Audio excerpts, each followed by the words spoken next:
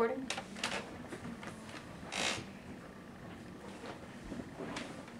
We can see all you guys, right?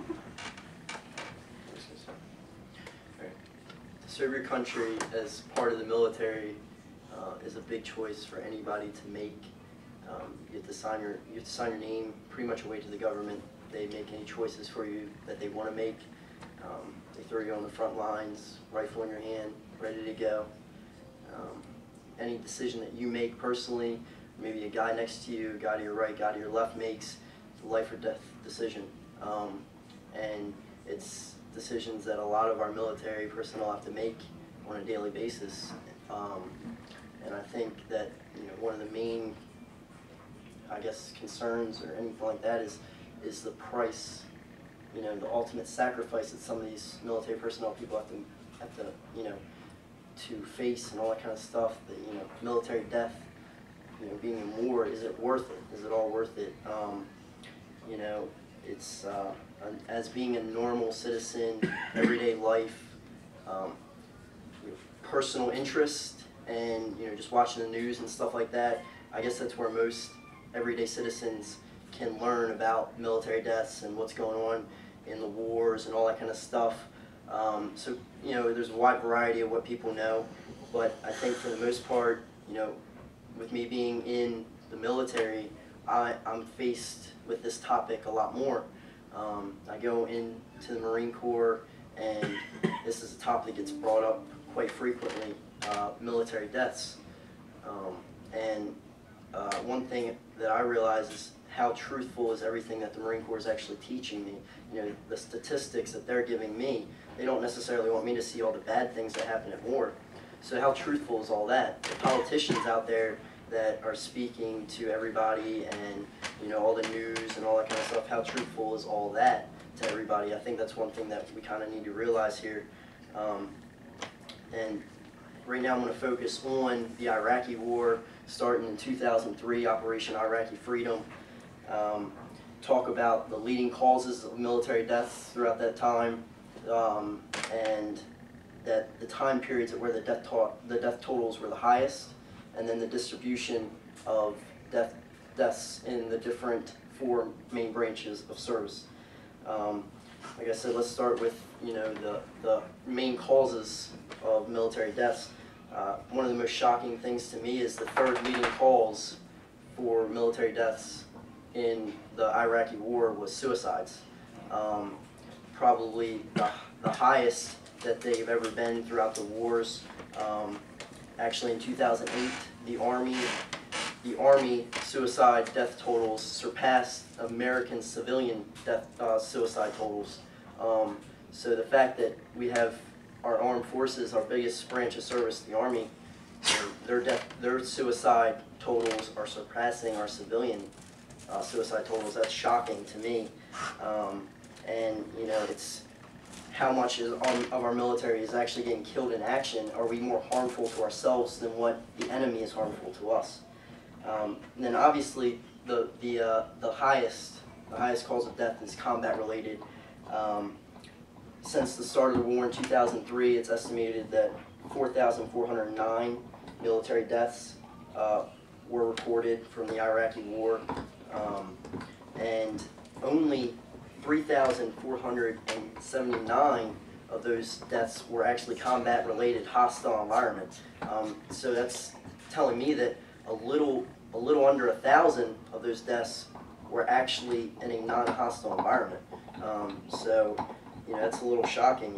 It's too high of a number for myself, personally. Now on to the years that were the worst throughout the war. The height of the war, 2006, 2007, were obviously where the death totals were the worst. Since 2008 is when the totals have significantly went down.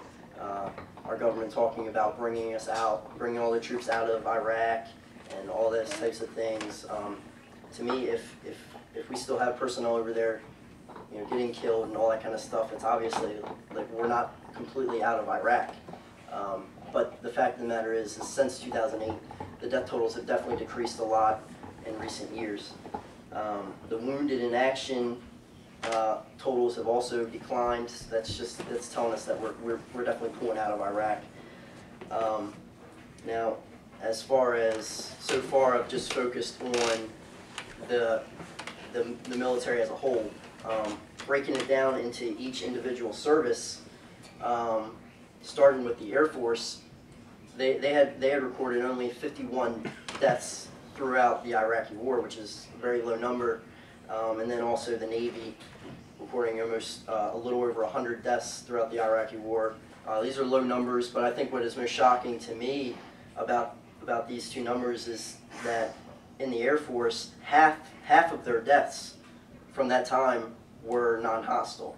So, you know, their suicides, stuff like that, non-hostile deaths, about half of them. So that's a shocking number. And then the Navy, about a quarter of their deaths were non-hostile. So although their numbers are low, you know, it's the non-hostile deaths and the suicide numbers and all that kind of stuff that's shocking about the Iraqi War. The Marine Corps is the second highest death total with 1,222 military deaths. And then the Army, obviously, with the largest population of our military, with 3,233 deaths throughout the war. You know, although the Army may have the most military deaths throughout this war, it might be the Marine Corps that suffers the worst from it, just because of the fact that they have the fewest, you know, they have a lot fewer numbers, total population, military personnel, than the Army does. And so the wounded in action, the wounded in action numbers might give a better representation of who all is fighting the war. You know, that the Marine Corps definitely has way more wounded in action percentage-wise than the Army does. So it's definitely the Marine Corps and the Army that's definitely fighting this war for us. For the most part, it's mostly fought on land, so it's not much of a surprise to me there. But most of the deaths were within the 3 years of 2004, 2006, and 2007.